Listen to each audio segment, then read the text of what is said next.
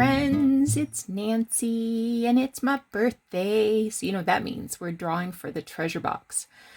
So what I did was using the commentpicker.com tool, I chose a commenter from every day to find out who, to select one person to enter. So actually a couple people were in there twice. My Crafty Crush was in there twice. Lisa Kendrick was in there twice. Mary Taylor was in there twice.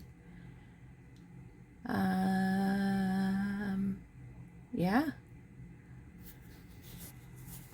So then I used the random number generator and randomly chose a number between 1 and 24, which came to,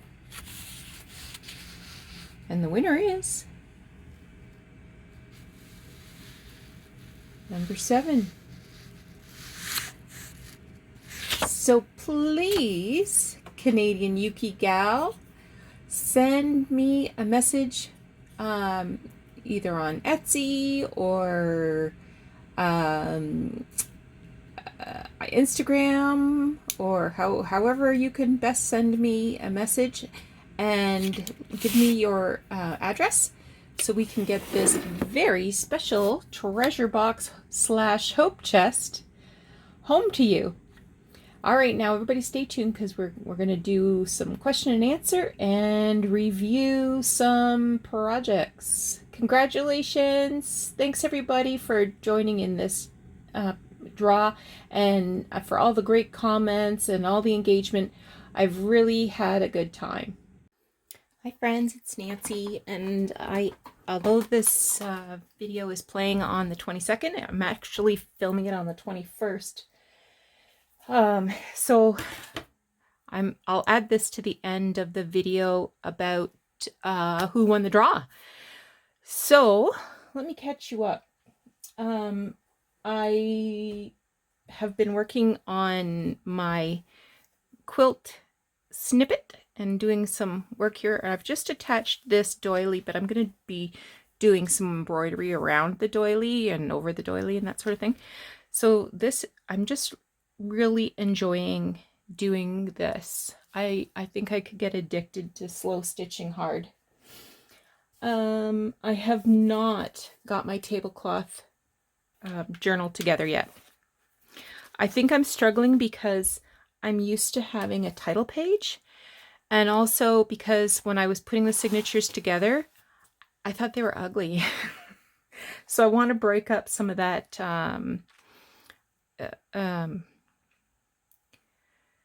ephemera. I want to break up some of those pages with some more blanker pages. I'm also trying to decide on a button. So I've got a couple of, like this. Look at this beauty. She's huge though. I like her because she's got sort of a iridescent quality to it. This one is not, I don't think it's old, but it's pretty fancy schmancy. It's got these, it's plastic, but it's got these facets that sort of shine. I don't like that one. This one is also shell, and it's really like warped and thin in spots and thicker in others. So I think I've eliminated this one. I might go with the big one. I think the what word do I want to use? The I just think it's good. So also I have been preparing for this video because I want to answer some questions. And at the same time, I'm going to be working on a project. So one of the questions I got was from, hold on, I got my notes here. Oh, Canadian Yuki gal. And she wanted the name of the person on Instagram that decorated the button cards I was talking about in an earlier video. Her name is, what is her name? Mockingbird and Maine on Instagram. And the post that had the button cards were back in October 23rd, I think. So you can go and check out her Instagram. I don't think she has a YouTube, but I could be wrong. So I decided I was going to make some of these button cards like she did by, oh, let me just show you. Well, I've got a bunch of stuff here. So I've got some upholstery fabrics samples here. I love this purple and acid green color. I've got some like ticking. I've got some scraps of lace, and I've been making button cards. So here's the 3 I've got done so far. And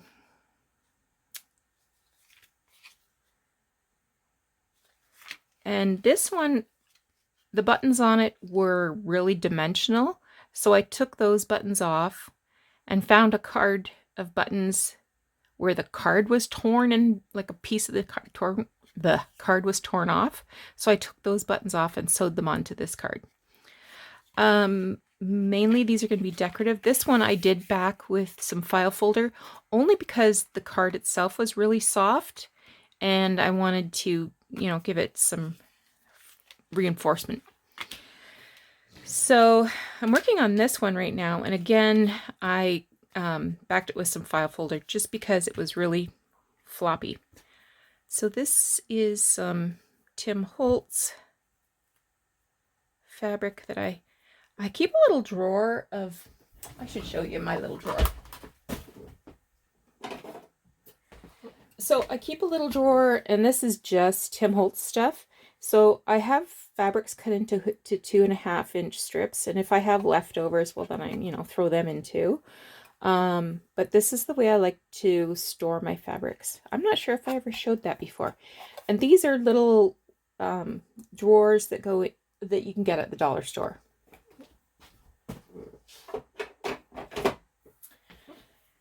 Okay. So Mary, plethora of paper, she wanted to know where I find my linens and doilies. So I would say all the usual places. Thrift stores.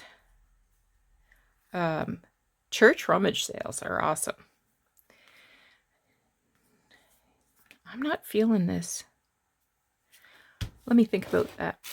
And I want to, so this had no buttons on it at all. So I need 6 sort of bigger size ones. Yeah, I guess they don't have to be identical, but that's my preference. I have 5 of these. Come on, baby, give me another blue button. Ooh, that one's pretty. There we go.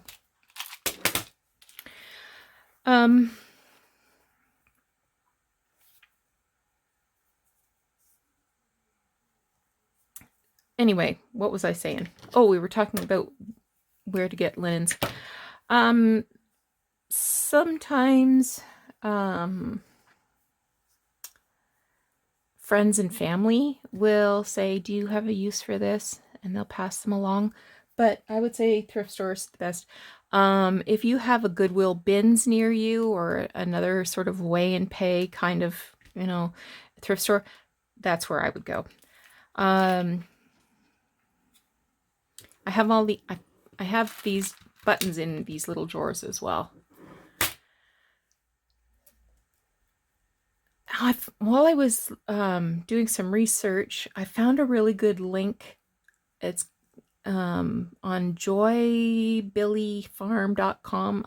I'm not sure if I'm saying that right or not. And it was 27 green uses for old linens, and I thought it was fantastic. Maybe I need a different fabric.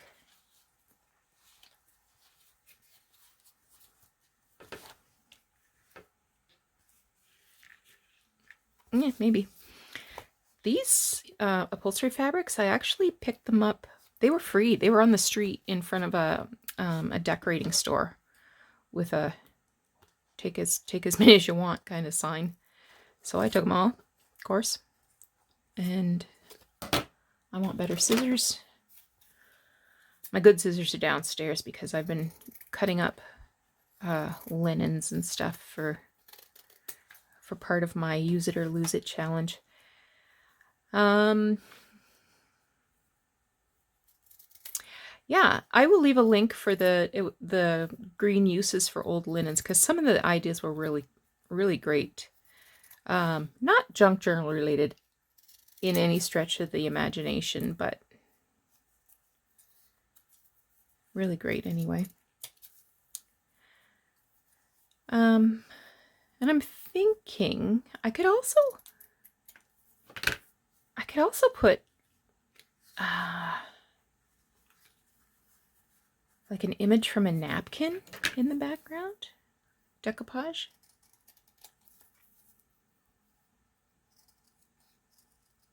Maybe something different. Next question I got a list of 10 questions here. These are things that were in my comments while I was going through all the comments for the draw. Sandy Reyes wanted to know, how do I get the musty smell out of paper? Well, it ain't easy, kid.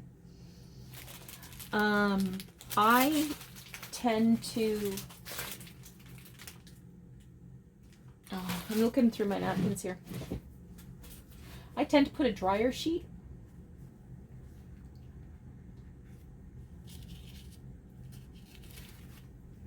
and it doesn't remove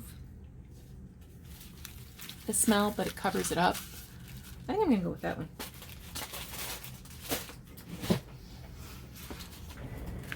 I've already glued this lace down, so there's nothing I can do about that, but maybe I can tuck a little bit under there. So I looked online to find out, how do we deal with these scents? And what I learned was that there's several methods, including my dryer sheet method. But there's also using newspaper, crumpling up newspaper, laying the paper on it, and then putting it in a closed container, and the newspaper will absorb some of the odor.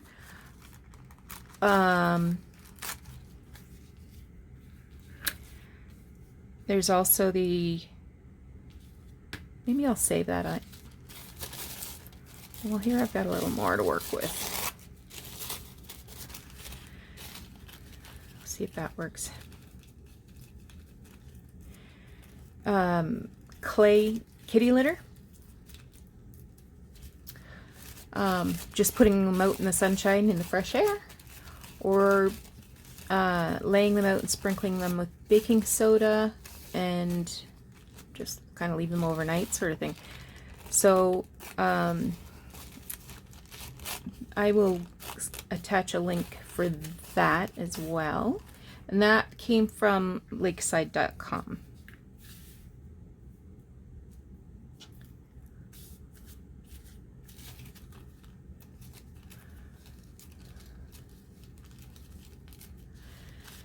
Linda, she wanted to know, that's Sunshine Linnable.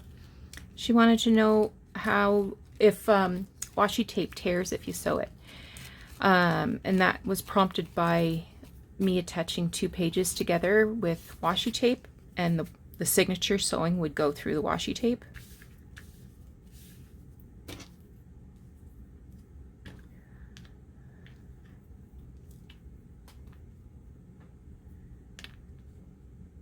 I'm just seeing how this looks.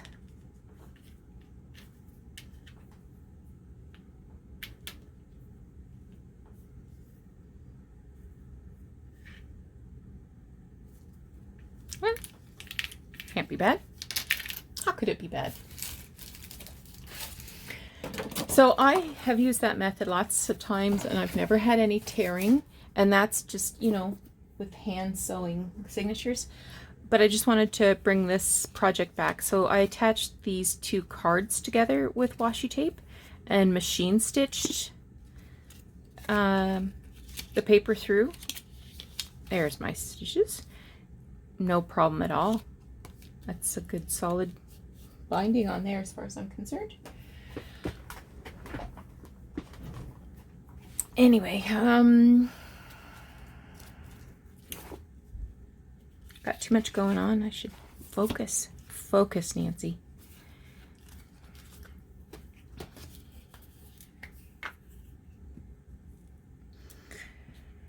So Alice Thompson, you have asked me some really great questions, but the question I'm going to answer online is about whether I struggle with cutting vintage linens and lace, and really I don't, and I'll tell you why.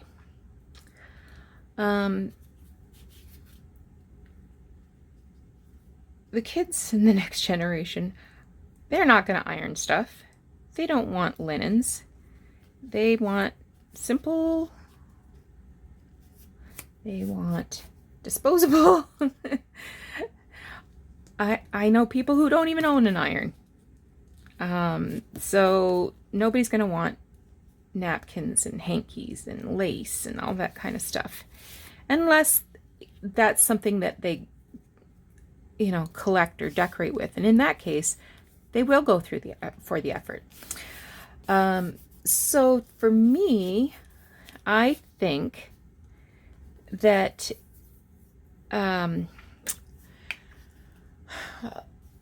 cutting up like a tablecloth, for example, like this one, you know, hundreds of hours went into stitching all of these stitches and crocheting miles of trim. Hundreds of hours, and I know that. And you know, what better way to sort of resurrect that than and keep it in a containable size than to put it on the cover of a book. I'm going to glue these buttons down, but I will be sewing them.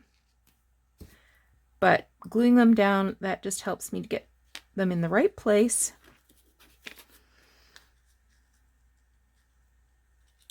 And with their holes aligned the right way. And, you know, some of the old linens, and I'm speaking specifically about tablecloths, they are bizarre sizes. Like, so, you know, nobody has dining rooms the size that would be needed to have a table the size that would be needed for that, a tablecloth that's, you know, 120 inches long or whatever. And similarly, what I often find are luncheon tablecloths. So the kind that, you know,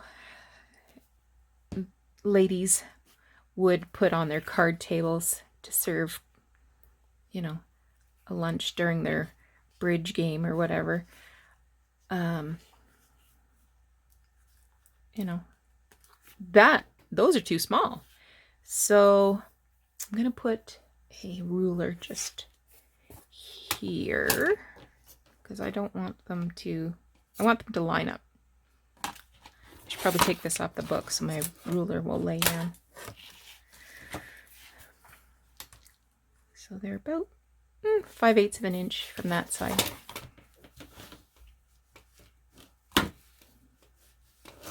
Come on, you.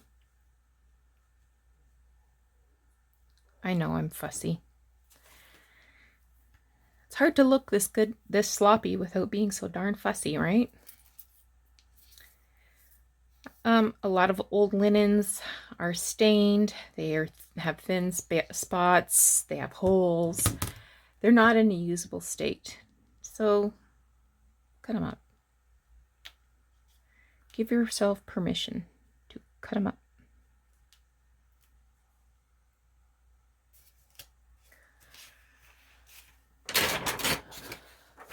Great. I had a question from Suzanne Hall about how to find pictures of bugs. It's easy to find, flowers and butterflies, but bugs are a bit of a challenge sometimes. So I want to show you just a few examples. My go-to is field guides, and you can find field guides for insects, and old encyclopedias. And now when I think about it, old dictionaries too, if you want just little black and white line drawings of bugs. So here's some guides that I have. These ones are the same, except one's hardcover and one's a soft cover. And they've got lots of, well, they got butterflies too, but all kinds of bugs. Creepy bugs. And then this one is slightly different and has shiny pages, but same idea. Now I got some very old encyclopedias a while ago, and they had some color plates of insects. These are from a children's encyclopedia set, probably 60s-ish, and it had bugs. This is from like a 1920s encyclopedia. This is from a very old encyclopedia, and it's in bad repair. There's some more insects. And it's thin, but I'm keeping it anyway. Children's books. So this was a book about, I don't remember now, science or something. I can't remember. It had a picture of some bugs. This is from a nature book of some kind. So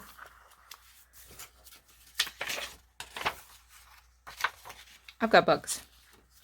This is from a nature guide that has all kinds of animals, and there was just a small section of bugs. And other things I've fussy cut. What's this? Well, that's a bee. So that's my suggestions for bugs. Okay. Do I want this fabric? Do I want it centered?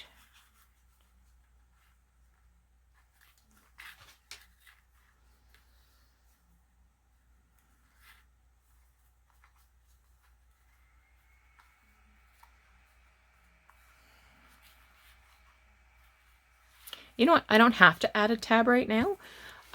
When it comes time to use this piece of ephemera, I can decide then if I want to add that or not.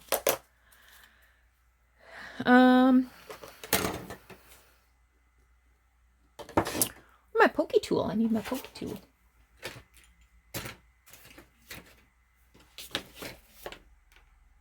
There it is. Mary Baranowski and Carol Valenta, they both wanted to know about how I find online auctions.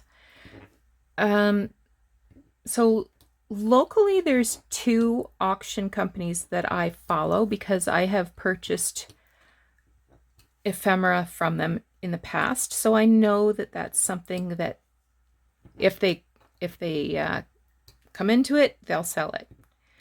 So not every auction is going to have what I like, but you know, you can look. I'm going to get a bigger piece of thread. This is button and carpet thread. And I just poked the holes through so that I can easily find the holes with my needle when I'm working from the back. And the one company is certainly within driving range, and they have an auction that ends every Monday. Well, most Mondays. I shouldn't say every Monday, but most Mondays.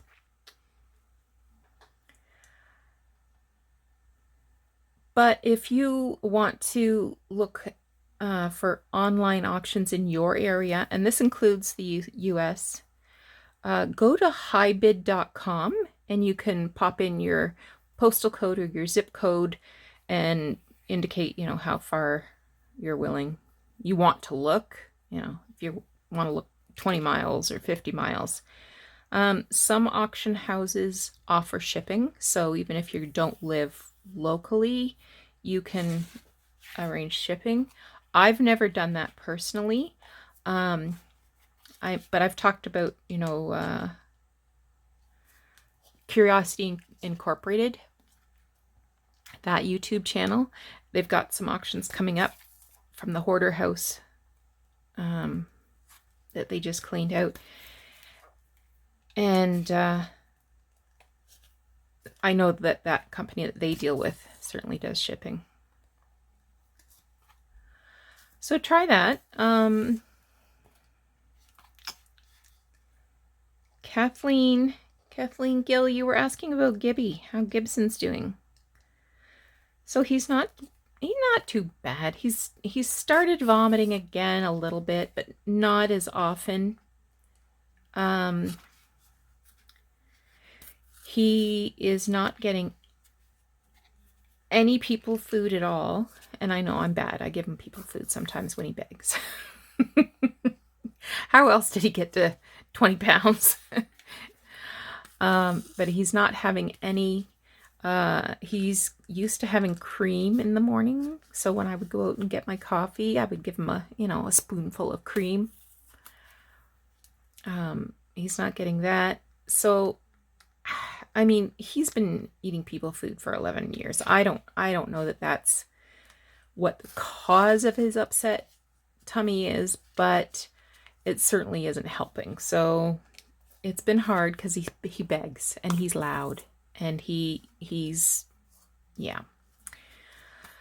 But not enough that I'm wanting to take him back to the vet just yet.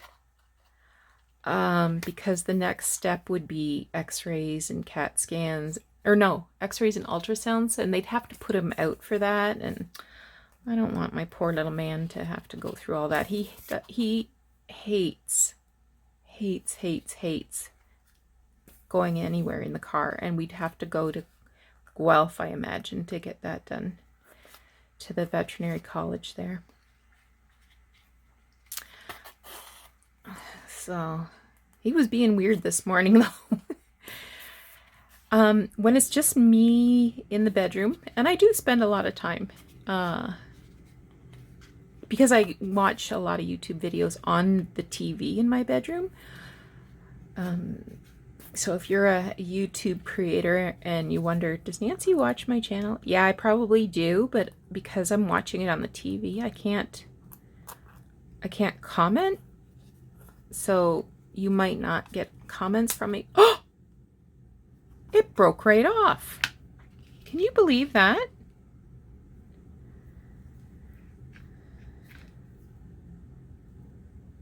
That's worse than getting a bug. Speaking of bugs, I've got a virus on my work computer. So I have to go into the office tomorrow and hook it up to the system there and call IT and let them do their magic. So that's my plans for tomorrow. Our office manager says there's a spare laptop, but I don't want to use the spare laptop because all my well, I guess I could.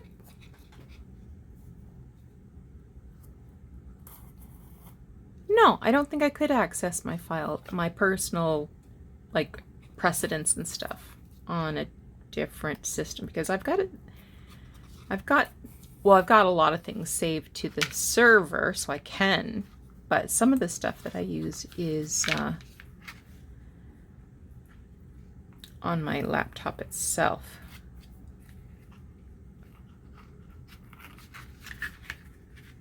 So I'm just knotting this.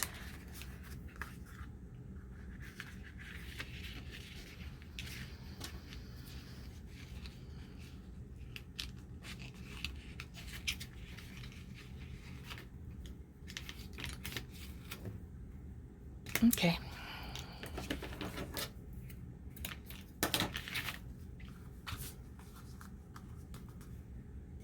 I'm going to look at this one more time.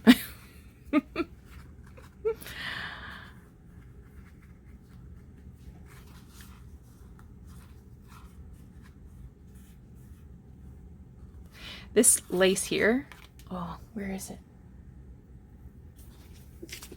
It's gross and dirty. Oh, here it is. So it looks like this. Look at the stains. But I just go in and snip it apart where the joining threads are, like right there. And then I can make either a strip, a thinner strip, or I can make single flower motifs. What if I put a hole through this and did like a little fabric? I said I was gonna wait, but yeah, I can't wait.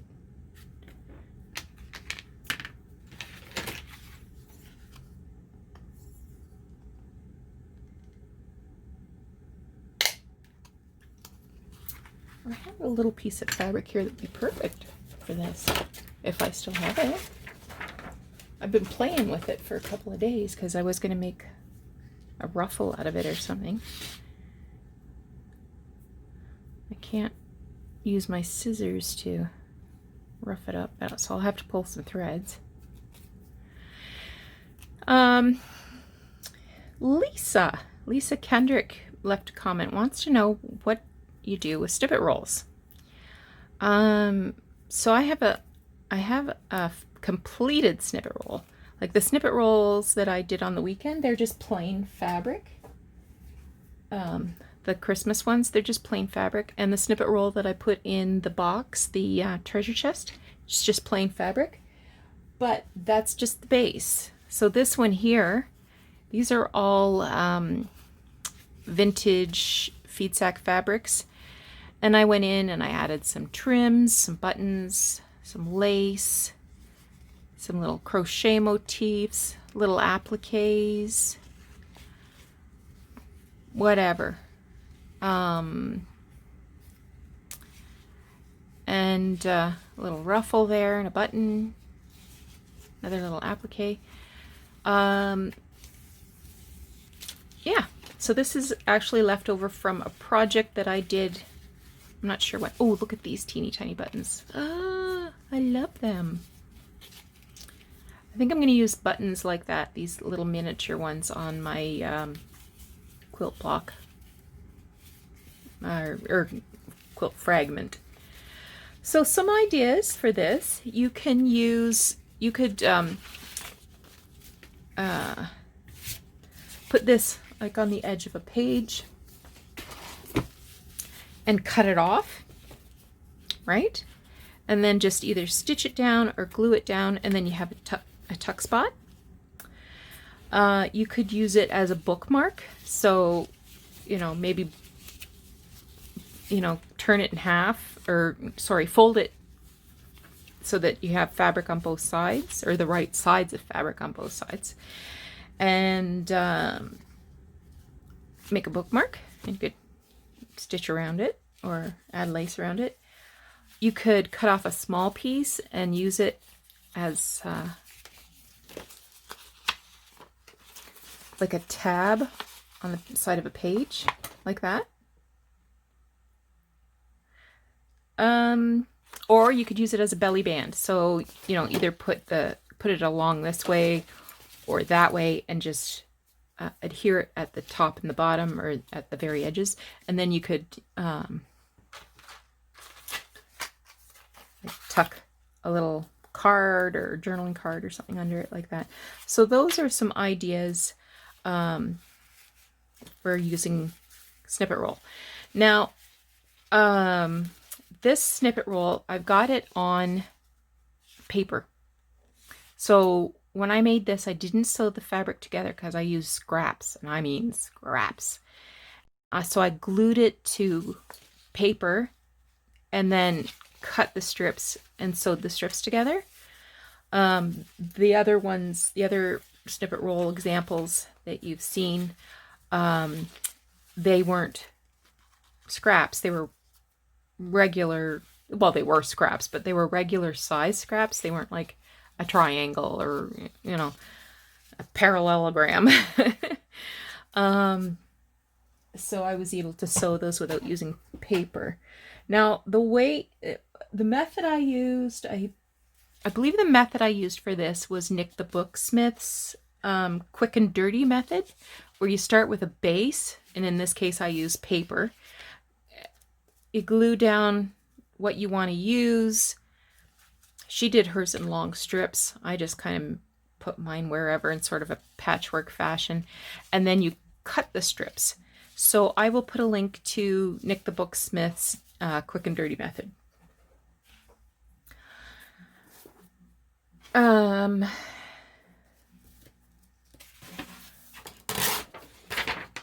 Just checking my notes here, because I know there was 10 questions altogether.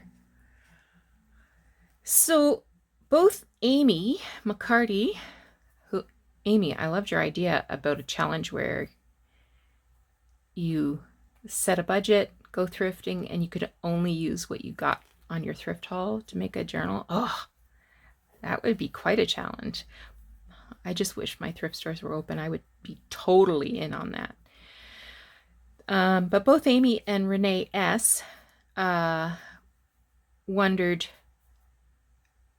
would I consider making this use it or lose it sort of a permanent feature of my channel? And I think I would, because I feel so productive. It really gets your creative mojo flowing when you're looking at stuff and thinking, take a risk, do it scared. And yeah, I'm going to try to tie a bow first. And if that's not going to work, then I will do the usual kind of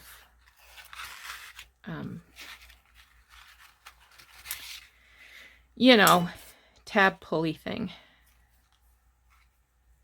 Let's see if I can get a bow though.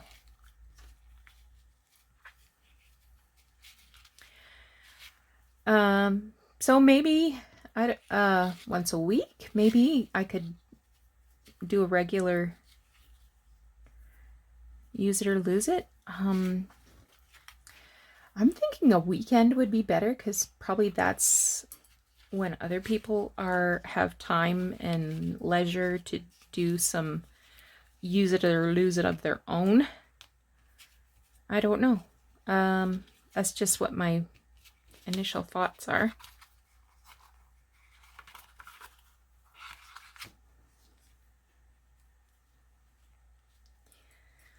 So, but the last 10 days have been extremely productive for me. So if I can get this finished, I want to just sort of review the projects that I was able to complete.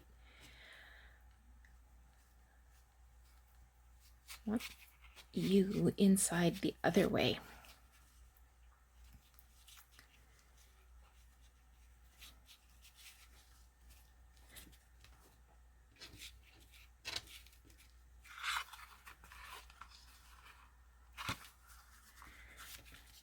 You know what? I've got one that's too short. So let's move it one more time. I know I'm fussy. Fussy.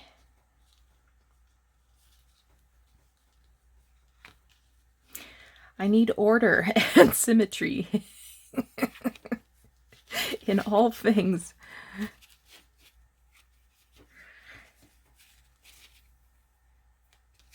That didn't work at all. Doing it the lazy way. Not. Okay. Come on, girl.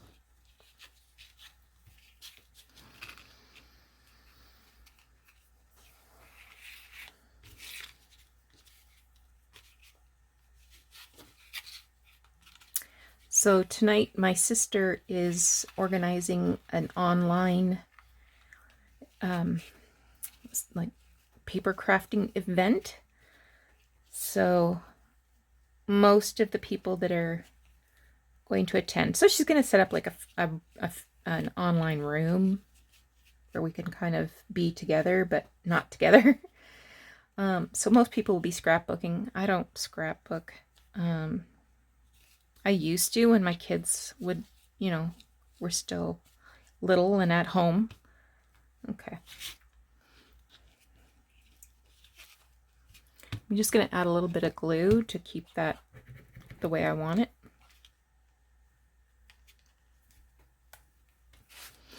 it. Some people will be doing bullet journaling. Some people are going to be junk journaling. Well, me. I'm going to be junk journaling.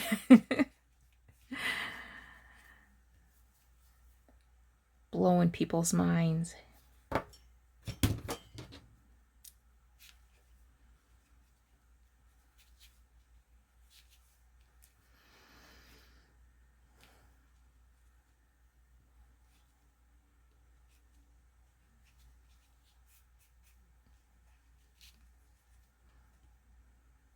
Great.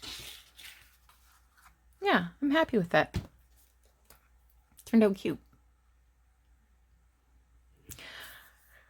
Okay, so let's review what we did. On the first day of the challenge, I made these tags from pages from the old cookbook. So I just, you can go back to the 11th if you want to see how I did that. I also finished these little flower embellishments. Those might look cute too on some of my button cards. So that was on the 11th. On the 12th,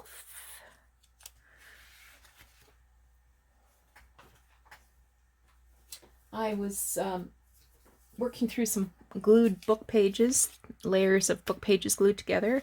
So I made these mason jar die cuts and stamped, and I just stitched neutral buttons on there. And I've made these before, so I felt pretty confident about those, but these, oh my God, I'm in love with these. So I stamped little tickets and then glued little fussy cuts and stamps and different stuff on there. So if you're interested in seeing how I made those, look at the 12th. On the 13th, I used this paper bag that Kelly sent me to make this little tag bag. So I did a little bit of collaging on this tag, and there's a little pocket here, so I made this little booklet, and I'm not going to retie that bow, but it's got some papers sewn in there. So that would get glued into your journal, and you could leave like one side up to be a another tuck spot. On the 14th,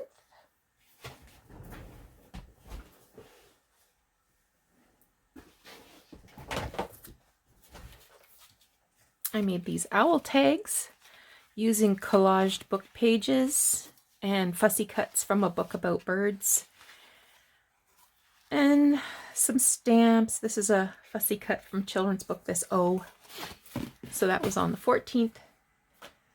The 15th, I made these specimen cards using these pages out of a vintage photo album. And some vintage music paper and some fussy cuts of bugs and butterflies. And so I've made a ton of those. On the 16th, I made these lace tags. So this is just card. I think this is actually comic book. Like you would put it in the bag with comic books to protect your collectible comic books. And I just glued a couple layers of lace down, stitched on these vintage cabinet cards, and then glued on some I think these would be like wedding dress appliques. I'm really happy with how they turned out. I'd like to make more of those for sure, because that was a good way to use up things that I'm just too precious to use. On the 17th, I made these stencil embellishments. F and C. And I did have a question. Oh, I can't remember who it was asked me why I didn't cut the little pieces out so that, this looked like an O, this looked like a B. And the reason I didn't, and the reason I, for the most part, except with the exception of this one, the reason I didn't cover the stencil itself is because I wanted to emphasize that this is a stencil. It's junk that I've repurposed to make something interesting out of. So that's why I didn't cut the little joiner things. Now this one I did cover with lace, and I did that because the color was completely wrong. So it was either cover it or paint it.